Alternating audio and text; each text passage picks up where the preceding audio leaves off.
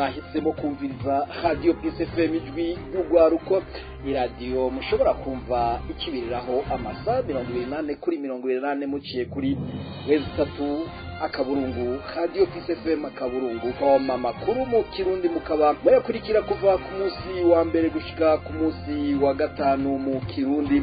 Turi ku munsi wa mbere w'igenekerezo rya 8 ndamukiza umwaka w'2024 n'aya makuru twabateguriye agizwe n'ingingo nkuru zikurikira.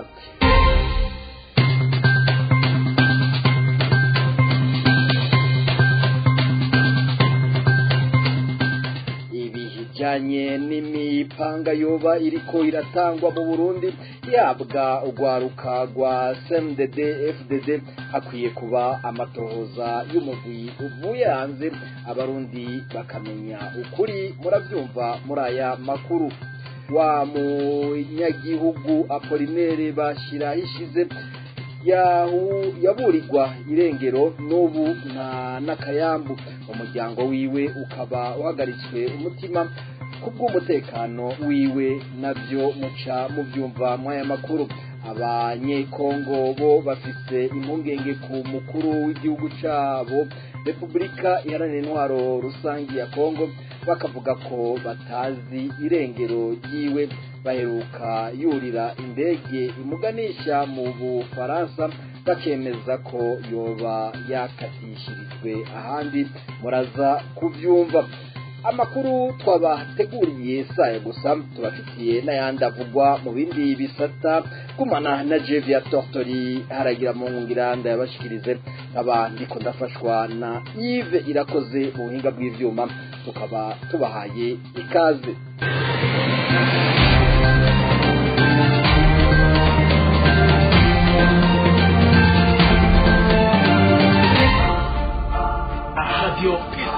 Kubera ko mu ijambo ry'Imana hari ahantu handitse ngo nta kuganza kutava ku Mana. Burya butegetsi bwa CNDD-FDD Imana irabuzi, uko yabitemera ko baba bari ku butegetsi bari kuba bahari. Reka ntitware no atanze no confonder par chose ntimucanga ibintu ditwanka kwizera ijambo ry'Imana. Ijambo ry'Imana nirivugwe na Satani cyangwa rivugwe n'umuntu, zizoguma ari ijambo ry'Imana. Naho rero tugira tuti ivyo bafashe byo gusenga barazi ko bariko barahenda Imana, barazi ko bariko barayibesha. Imana ntibeshwa. Woroka gufata abantu ukagahita abashikirangazi bose ukabatwara ukabamara indwi yose cyangwa iminsi 3 cyangwa umunsi umwe. Nta bintu bafite bakora zotuma batunganya iki igihugu kikava mu kene. Ndongeye nabivuze ko ingoma ya CNDD-FDD igiye gukongomboka mu Burundi, ntizongera kubaho. CNDD-FDD umugabo utazokongera kwitwa umugambwe mu Burundi, ku buryo bazohora bavuga ngo harabaye CNDD-FDD yakozeho nyabwoba.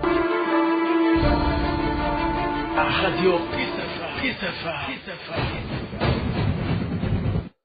Mu ntara ya Ruyigi hari umupfungwa azwi ku izina rya Lazake w'imyaka 15 aheruka gupfa hari kuri uyu wa kabiri mu gihe yarafungiwe mu gasho ka komisariya y'igipolisi cy'intara ya Ruyigi. Yaturuka muri quartier Gasanda ku mugwa mukuru w'intara, akaba yaribana wenyene n'umuvyeyi wiwe Sylvie batazira mama Kabebe. Uwo yapfuye yarazwi mu ntwaro no mu gipolisi mu busuma bwisubiriza bukogwa mu mazu muri quartier yiwe. Yahora yama ajanwa mu kigo c'igororero y'abana batarakwiza imyaka yo gufungwa iri ku mutumba Rutumumbura wa zone na komine Ruyigi. Umuryango wiwe urababajwe n'ubwo rupfu, ugasaba amatoza yimbitse kugira ngo hamenyekane uburyo yapfuyemo. Amasoko yegereye uwo muryango wiwe amenyesha ko uwo muyabaga yasohotse ava mu kigo c'igororero hari haheze indwi zibiri, ariko atigeze ataha muhira hari haheze imisi 3. Ayo masoko nyene yemeza ko ku muhingamo wo kuri uyu wa mbere ku wa 16 ndamukiza Lazake yabonywe mu gace kitwa ku Kabebo hari ubunywero bujamwo abantu bafise amikoro make. Bamwe bavuga ko Lazake yavuga ko avuye muri zone Rusengo aha yari yagiye mu byiwe. Abanyagihugu bo muri ako gace boba baciye batabaza igipolisi bamubonanye urumogi. Igipolisi caciye kimuhagarika kimujana kumufungira mu gashoka komisariya y'intara kugira ngo arenguke imbere y'ubutungane.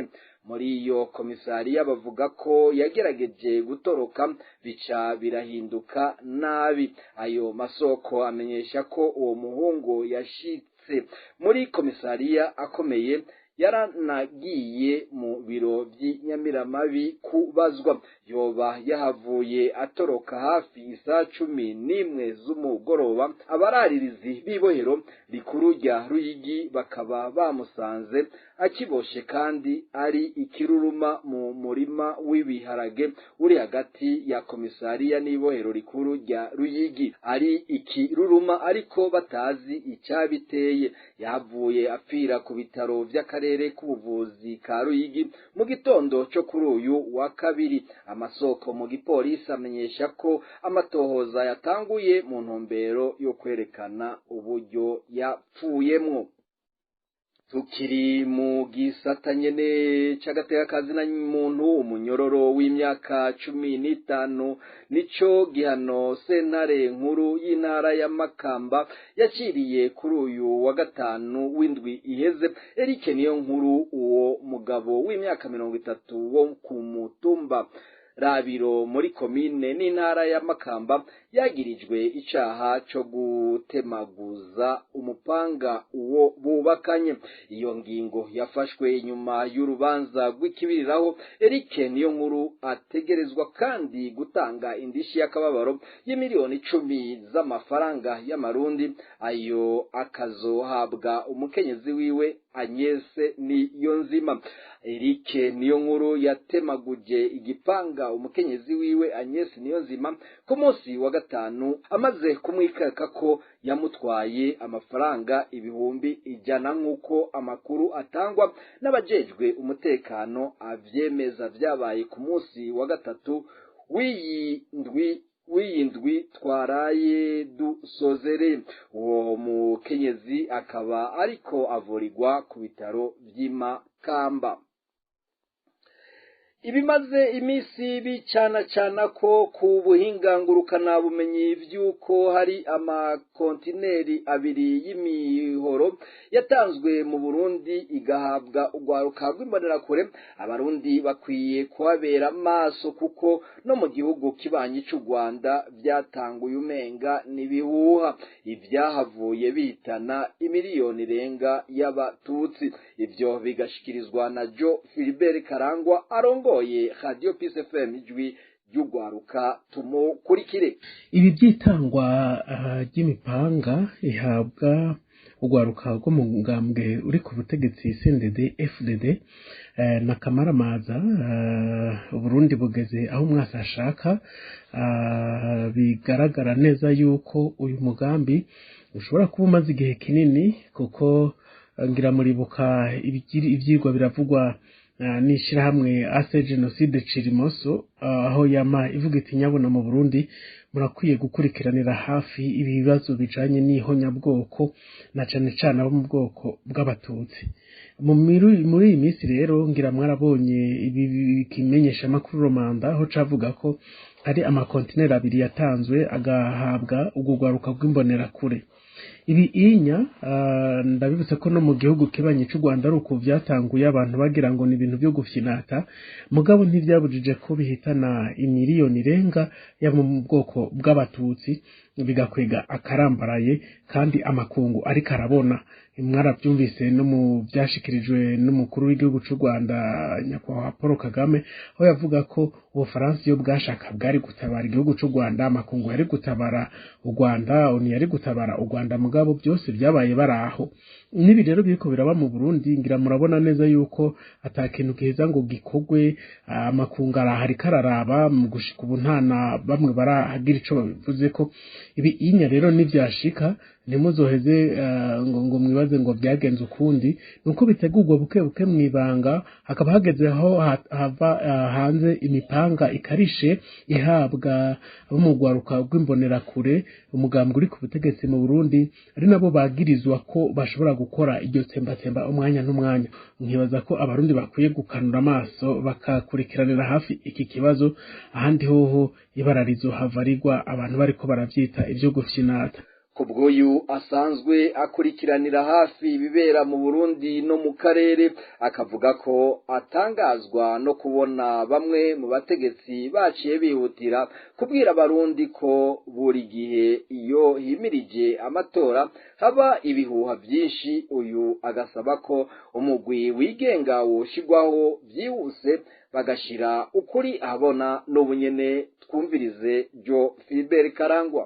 Naratangajwe cyane no kubona bamwe mu ndongozi z'igihugu harimwo ambasaderi w'Inyamitwe yihutira cyane kubwira abarundi ko buri gihe iyo himirije amatora hama hari ibihuha bitangwa na cyane ni radio RPA nkuko yabiyagirije.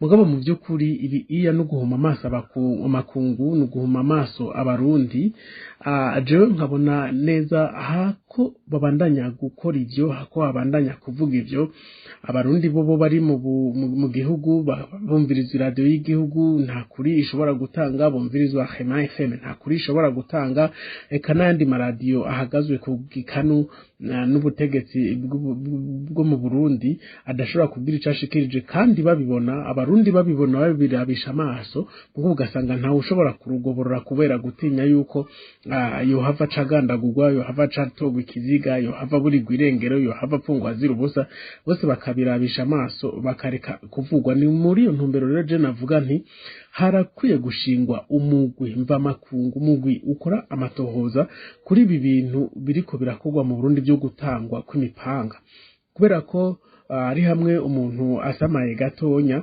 mushobora gusanga ibara riguye, abantu bariko barafyinata, abantu bariko bavyita ngo ni bihuha bica ku mbuga ngurukana bumenyi, mugabo igihe kizino ugasanga ibintu bibaye mu Burundi n'akamaramaza. Rero nkahamagarira abarundi bose gukanura no gukurikiranira hafi ibi bikorwa bihabwa ibikorwa bikoresho n'imbonera kure, imipanga irikira bahabwa, kugira ngo barabe neza kahise, barabe no ku bindi bihugu bibanyi byagiye biraba, byagiye bibuko nyene abantu bisamaza, abantu birabisha hirya batinya kuvuga ngo bopfa, mugabo bikaruhira kubahitana canke agafa abantu benshi. Jo Philbert Karangwa arongoye Radio Peace FM ijwi ry'ugwaruka. Imisi 3 irarumanye batazi irengero ry'uwabo, bivugwa n'umuryango wa Apollinaire Bashirahishize yaburiwe irengero agishika ku rubibe Uburundi buhana n'igihugu ca Tanzania, aho yaravuye mu gihugu c'u Buganda atahutse mu gihugu ciwe c'amavuko. Inkuru ndende na Odas Kabura. Umuryango, inshuti n'abagenzi ba Apollinaire Bashirahishize baramutabariza. Uwo Apollinaire Bashirahishize no Murundi yaramaze imyaka 11 aba mu gihugu c'u Buganda adakandagiza ikirenge ku butaka bw'u Burundi. Imbere yuko aja kuba mu gihugu c'u Buganda, Apollinaire Bashirahishize n'umuryango wiwe babanje kuba mu gihugu c'u Rwanda kuva mu mwaka wa 2013, ivyatumye mu mvugo yiwe hivangamwo n'ururimi rw'ikinyarwanda, abiwe bikeka ko ari byo ashobora kuzira bivanye nuko imigenderanire hagati y'u Burundi n'u Rwanda itifashe neza muri iki gihe.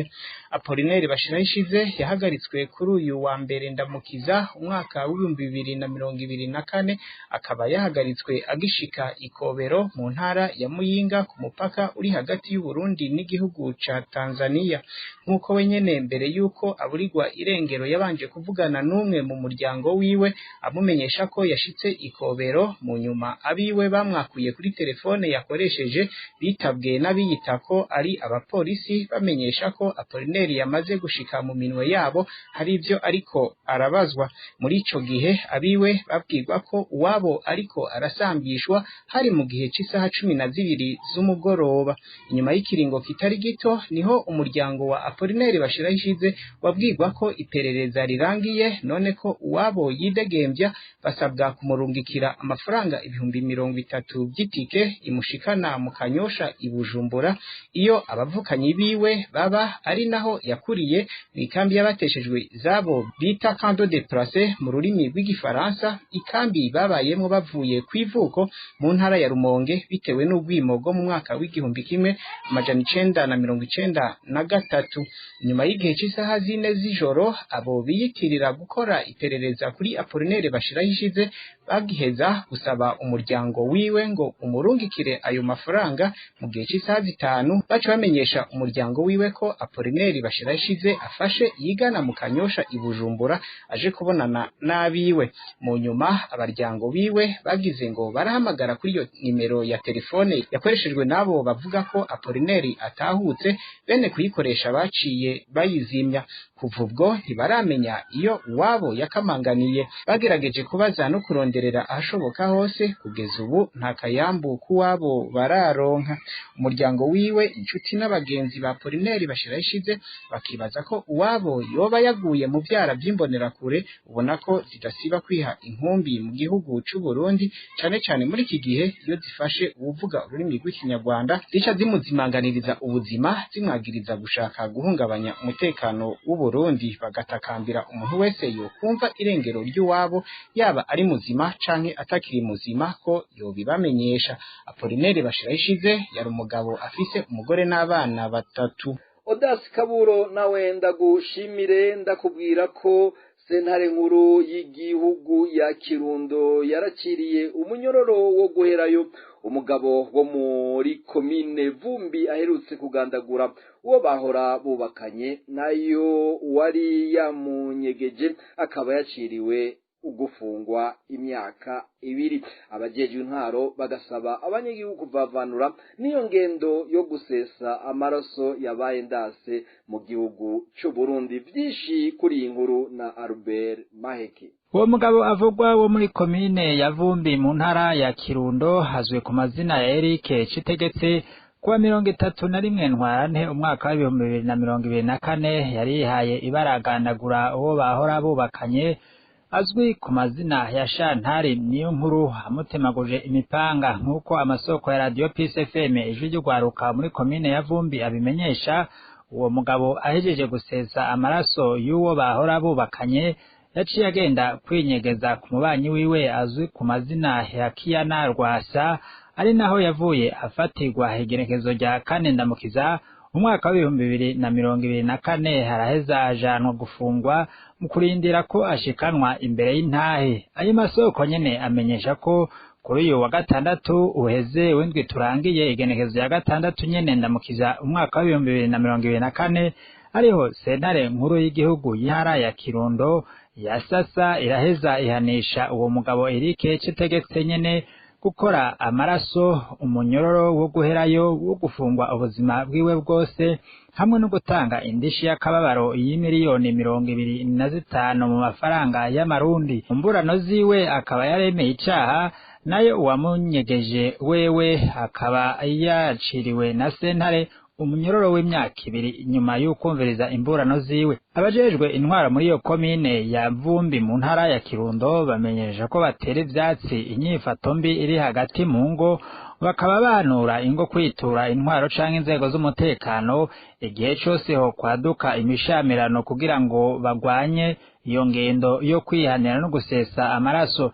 Nayo baranira agateka k'abakenyezi bo batewe umutima uhagaze n'ukungene abakenyezi baguma bagandagurwa uko bukeye uko bwije hirya no hino mu gihugu, ariko leta ikigumira mu gacere.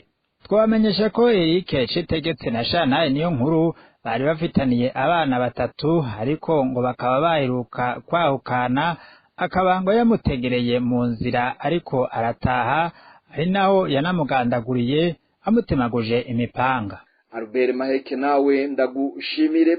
Mu gusozera aya makuru, abanyekongo baribaza aho perezida wabo Felix Tshisekedi aherereye muri uno mwanya, bakavuga ko yaburiwe irengero. Inkuru yazindutse itangwa ku munsi w'ejo n'iterokanizo ry'amakuru rya Republika Iharanira Intwaro Rusangi ya Congo, Agence Congolaise de Presse ASP, yamenyesha ko perezida Felix Tshisekedi yafashe indege yerekeza mu gisagara ca Paris, umugwa mukuru w'Ubufaransa. Inyuma y'akanya gato iyo nkuru yaciye yifutwa. Ejo nyene mu masaha yo ku muhingamo, umumenyesha makuru wa televiziyo y'Ababirigi RTBF yari yagiye gukurikirana ibirori byo kwibuka imyaka 30 iheze habaye Jenoside yakorewe abatutsi i Kigali mu Rwanda. Yamenyesheje ko perezida Tshisekedi ari mu banyacubahiro bitavye ivyo birori. Iyo televiziyo nayo nyene yavuye ibeshuza iyo nkuru mu kumenyesha ko yari yihenze, mu gihe abanyagihugu ba Republika Iharanira Intwaro Rusangi ya Kongo bagumye babaza, benshi basaba kumenya amerekero y'urugendo rwa perezida wabo.